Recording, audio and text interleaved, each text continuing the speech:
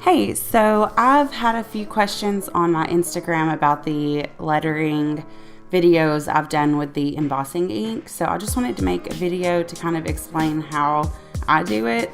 So I've got my dual tip Tombow clear blending brush pen. That's a long name. And I'm just dipping it in some embossing ink that I got from Michael's.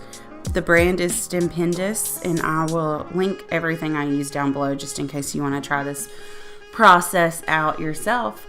But I will say, as I was lettering it, I believe I did go a little too heavy on the embossing ink. You do not need to use it or go back and dip it as much as I did. And I've realized over time that a little bit goes a long way with this ink.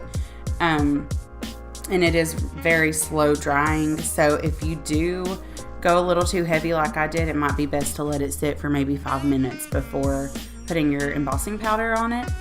So I'm just lettering out a word here, and I started by using the little powder bag that you saw is just some pantyhose and baby powder, which works so well.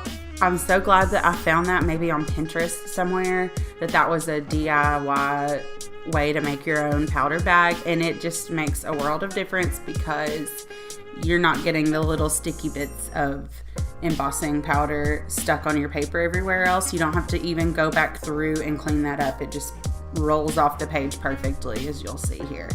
So another tip is, once you're ready to heat your embossing powder, is to go ahead and turn on your heat tool.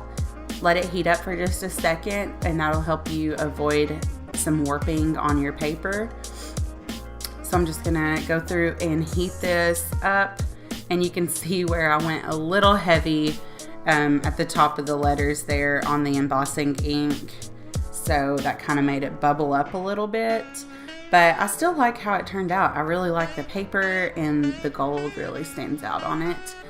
But I just have a couple more examples here that are sped up for you all. And if you have any questions, just let me know. I would be glad to help, and I will see you next time.